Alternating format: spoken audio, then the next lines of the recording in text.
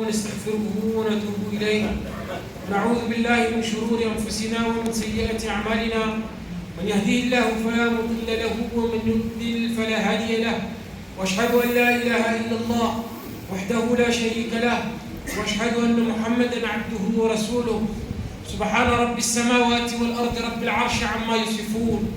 Gloire au Seigneur des cieux et de la terre, Seigneur du trône, il transcende de ce qu'il décrit. Gloire à celui qui t'a créé et qui te permet de respirer.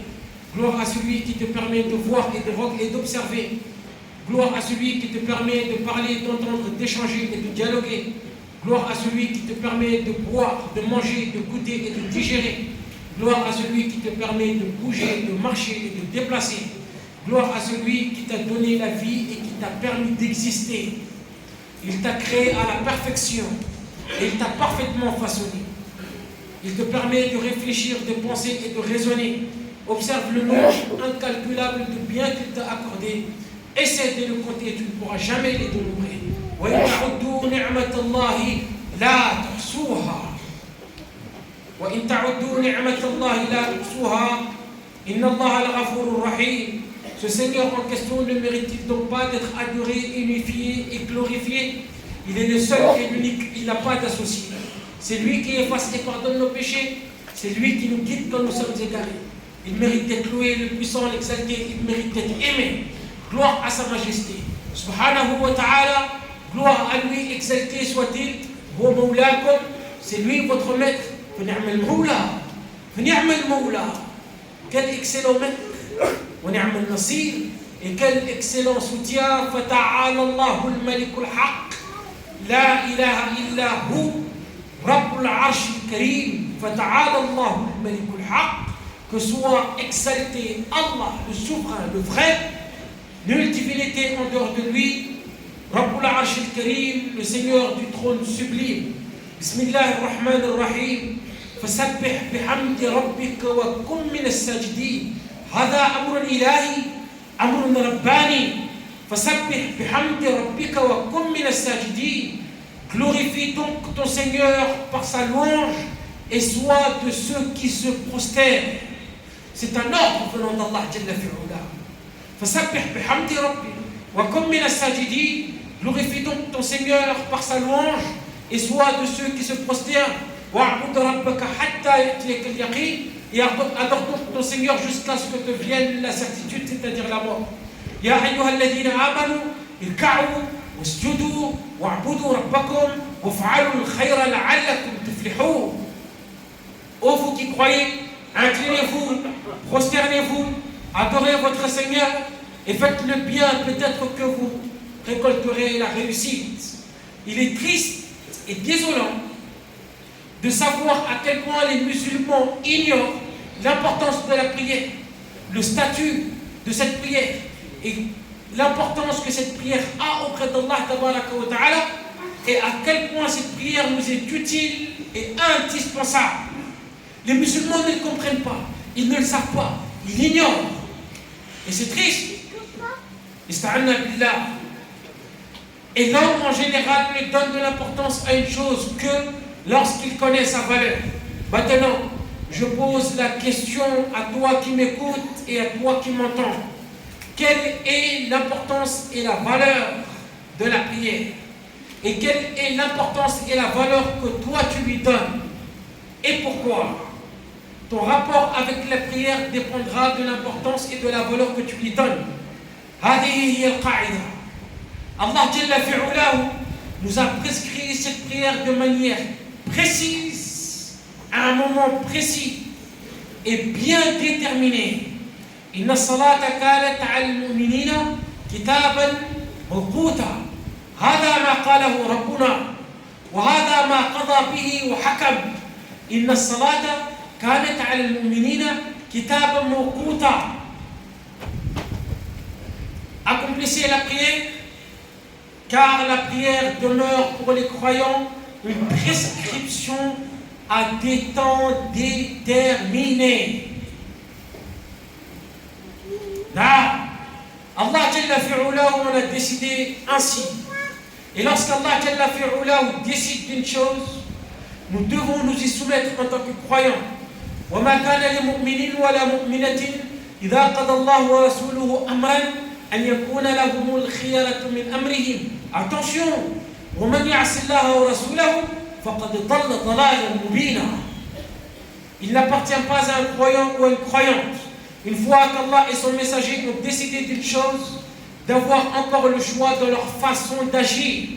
Et quiconque désobéit à Allah et à son messager s'est égaré certes d'un égarement évident. Ce n'est pas toi qui détermine ni comment ni quand la prière doit être effectuée. Cela ne t'appartient pas. Seul Allah détient ce pouvoir. Reste à savoir si tu te soumets à sa volonté, subhanahu wa ta'ala, en exécutant son ordre tel qu'il te l'a ordonné. Allah a prescrit la prière et l'a imposée. C'est une prescription à ne pas discuter. Wallah, qasaman billah, yamin al-mughallada, sera puni celui qui l'aura délaissé ou négligé. Et de la miséricorde d'Allah subhanahu wa ta'ala sera privé. Celui qui sera assidu à celle-ci récoltera le succès. Le temps de chaque prière a été fixé et déterminé par Allah Jalla wa Azza, et ce temps doit être honoré et respecté. Quoi qu'il arrive, quoi qu'il en soit, où que tu sois, quelle que soit ta situation, tu es dans l'obligation de prier en temps et en heure comme Allah te l'a demandé et comme il l'a légiféré.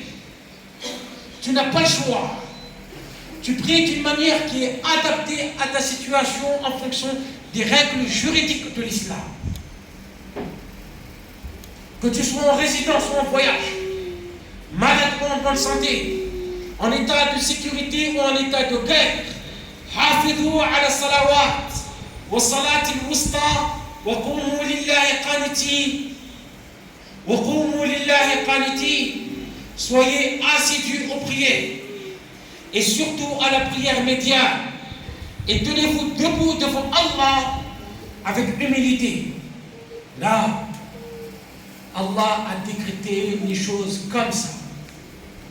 Après, concernant cette prière qui doit être faite en temps et en heure, d'une manière bien précise, à un temps déterminé, chacun aura son excuse lorsqu'il y aura un échec et un manquement. Chacun trouvera une excuse. Le travail, les préoccupations, les sorties, les fêtes, X ou Y raison. À chacun son excuse. Et le cas récurrent qui revient souvent, sans cesse, est celui du travail. Je n'ai pas pu prier parce que j'étais au travail. J'ai pas pu prier en temps et en heure parce que j'étais au boulot. Cette personne en question va retarder la salat, et quand elle aura le temps ou même la volonté, si vous voulez, elle va prier en mode brochette. Qui lui a dit de faire les choses comme ça? Qui lui a autorisé de faire les choses comme ça? Qui lui a prescrit les choses de cette manière? Point d'interrogation. Et tu as l'autre qui est là, qui ose dire avec audace,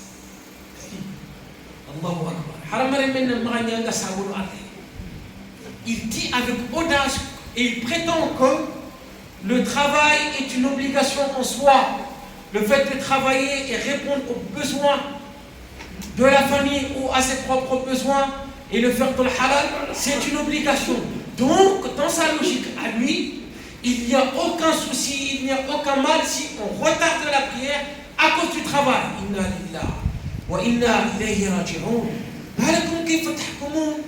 Mais pourquoi l'être humain juge comme ça? Inna alladhina yaftaruna 'ala Allahi al-kadhiba la yuflihun. Celui qui forge un mensonge contre Allah ne récoltera jamais le succès. Il ne sera pas sauvé. Mais pourquoi dire ça? Mais attention, il ne faut pas tomber dans ce piège-là. Il ne faut pas tomber dans ce piège-là. Qu'Allah nous préserve. L'être humain a comme spécialité, et il est professionnel dans le domaine. il a comme spécialité, en général, de se créer des excuses lorsqu'il échoue ou lorsqu'il manque à ses responsabilités religieuses pour apaiser sa conscience. Et il essaiera de se convaincre que son excuse est valable et recevable. La raison ou l'excuse que tu te fais lorsque tu échoues, lorsque tu manques à ton obligation religieuse, lorsque tu zappes la prière, lorsque tu négliges la prière, lorsque tu délaisses la prière, l'excuse ou la raison que tu te fais est caduque et ne te servira à rien tant que cette raison ou cette excuse n'est pas valable et recevable juridiquement parlant auprès d'Allah Tabaraka wa Ta'ala. Et pour savoir si c'est le cas, il va falloir l'exposer à la lumière du Coran et de la Sunna. Et nous, on est là. On est en train de discuter. On est en train d'échanger.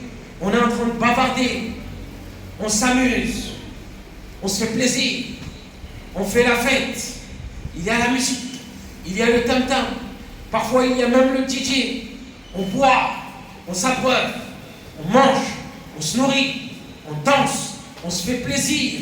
Et on zappe la prière tout doucement, tranquillement. Normal.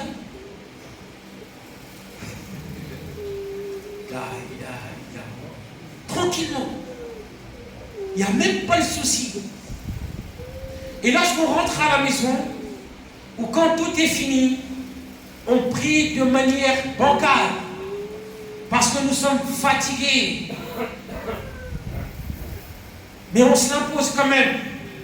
Et ensuite on dort.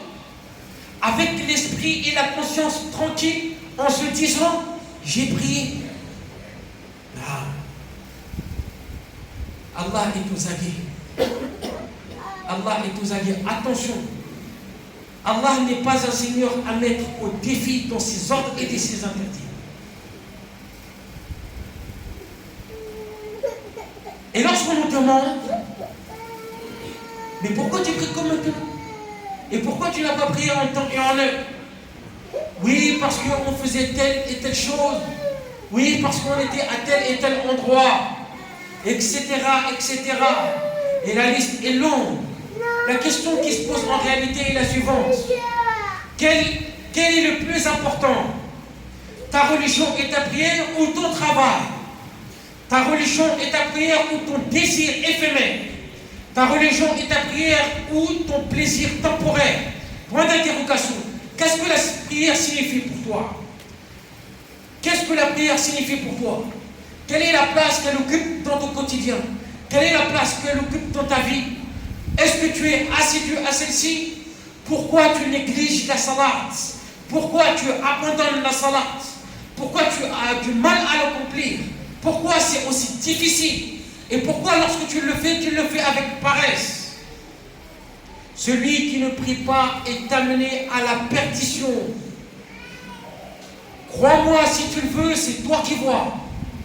Celui qui ne prie pas est amené à la perdition. Idem pour celui qui néglige la prière. Et celui qui l'accomplit, on va dire, de façon erronée, lui aussi il n'est pas sorti de l'auberge. Allez là l'ultime question. Comment un peuple peut-il être sauvé et réussir alors que ce peuple en question néglige la prière? Et lorsqu'on tient ce discours-là, il y a l'autre qui va dire oui, mais vous exagérez et tout cela. فربكم أعلم بمن هو أهدى سبيلا فربكم أعلم بمن هو أهدى سبيلا فويل للمصلين الذين هم عن صلاتهم ساهون. Ce verset, on l'a appris depuis combien de temps? On l'a récité combien de fois? On l'a entendu combien de fois? Est-ce qu'on l'a compris? Est-ce qu'on a la certitude sur ce verset? Qu'est-ce que ça signifie? فويل للمصلين الذين هم عن صلاتهم ساهون. Malheur donc à ceux qui prient tout en négligeant leur prière. Il suffit comme péché de négliger la prière en la retardant. Alors qu'en est-il de son délaissement? Les gens de la droite demanderont aux gens de la gauche le jour de la résurrection: Ma salakakum fi saqar? Qu'est-ce qui vous a acheminé au feu de Saqar? قالوا لم نكن من المصلين. Ils diront, nous n'étions pas de ceux qui faisaient la prière. Retarder la prière sans raison juridique est une forme de négligence. Ne pas accomplir la prière comme il se doit est une forme de négligence. À partir du moment où tu as toujours besoin de quelqu'un ou d'une chose pour te rappeler qu'il est temps de prier, c'est qu'il y a un problème quelque part. À partir du moment où tu as toujours besoin de quelqu'un pour te remettre les pendules à l'heure concernant cette prière, c'est qu'il y a un problème quelque part. Voilà, c'est rien à l'un qui m'a dit que c'est le matin qui est. Des gars, ça dit, un tchaliba, un yakamoro. Fais-toi l'image de la prière que tu veux. Fais-toi l'image de la prière que tu veux. Mais Allah a tout détaillé et il a rendu toutes choses explicites. Comment tu peux expliquer qu'un musulman puisse dire j'ai oublié de prier? Comment? Il va falloir m'expliquer parce que dans ma tête, là, ça ne rentre pas, je ne comprends pas. Je ne comprends pas qu'un croyant qui dit Amantu Billah puisse dire derrière j'ai oublié de prier. Je n'ai pas vu le temps passer. Mais qu'est-ce qui t'a distrait à ce point? Qu'est-ce que tu faisais? Pourquoi as-tu oublié? Pourquoi tu n'as pas vu le temps passer? Comment tu peux expliquer qu'un musulman ressente une gêne ou une difficulté pour accomplir la prière? C'est lourd. Et lorsqu'il accomplit, lorsqu'il se lève pour prier, il se lève avec paresse. Il se presse de finir dès l'instant où il commence. Allah Jalla wa Azza nous dit concernant une catégorie bien précise que nous connaissons tous, il dit وإذا قاموا إلى الصلاة قاموا كسالى يراءون الناس ولا يذكرون الله إلا قليلا. Et lorsqu'ils se lèvent pour la prière, ils se lèvent avec paresse et par ostentation envers les gens, à peine invoquent-ils Allah. Comment tu peux comprendre comment on ne peut pas prendre soin de la prière alors que toutes nos actions dépendaient le jour de la résurrection? Toutes nos actions. Il arrive le jour de l'Qiyamah, il était reconnaissant envers ses parents. Il faisait l'aumône. Il respectait son voisinage. Il était sans problème. Non, mais il ne priait pas. Il ne priait pas. Tout ce que tu auras fait après cela ne comptera pas et ne te servira à rien du tout. Non, il arrive, il est bien habillé, il est bien sapé, il a sa petite valise, il se présente au comptoir à l'aéroport. La première chose dont on va lui demander, c'est son passeport. Bien même avant qu'on contrôle ses bagages, bien même avant qu'on vérifie est-ce que ces kilos sont conformes à la réglementation, est-ce qu'il y a un objet suspect ou pas, on va lui demander son passeport. Monsieur, où votre passeport? Mais j'ai pas de passeport. Vous voulez aller où? J'ai envie d'aller à Budapest. Mais j'ai pas de passeport. Sécurité. Il n'y a plus d'autres discussions. Ar-Rasoul alayhi min Allah salam, il nous dit أول ما يحاسب به العبد يوم القيامة من عمله الصلاة. La première chose sur laquelle le serviteur est jugé le jour de la résurrection est la prière. Si elle est bonne, écoute ce que le Rasoul te dit. Si elle est bonne, tous les autres actes seront bons. Et si elle est mauvaise, les autres actes seront mauvais. T'arrives, on check tes actions, il n'y a pas de prière, c'est tout de suite à la grande poubelle.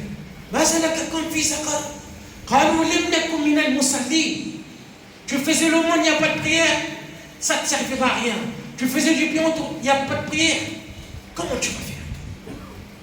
Comment tu vas faire? Ista'anna billah. Ar-Rasoul alayhi salatu wa salam, il nous dit également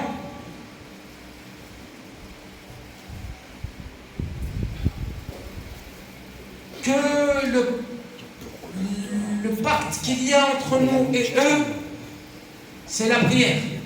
Celui qui la délaisse aura certes mécru. Ta réussite dépend de ta prière. Ne la délaisse pas sous aucun prétexte. Ne délaisse pas ta prière pour qui que ce soit, ni pour quoi que ce soit.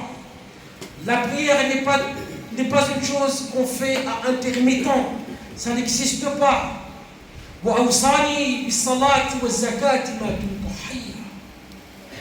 Et il m'a enjoint, tant que je vivrai, la prière et la zakat.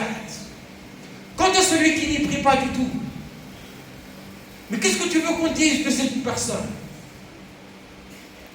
Dans la sourate Maryam, Allah Jalla wa Azza mentionne certains prophètes et certains messagers ainsi que certaines personnes pieuses. Et ensuite, il dit فخلف من بعدهم خلف أضاعوا الصلاة واتبعوا الشهوات فسوف يلقون غيا. Et puis leur succédèrent des générations qui délaissèrent la prière et suivirent leur passion, ils se trouvèrent en perdition. Coran qui va dire oui, il faut qu'il nie le caractère obligatoire de la prière.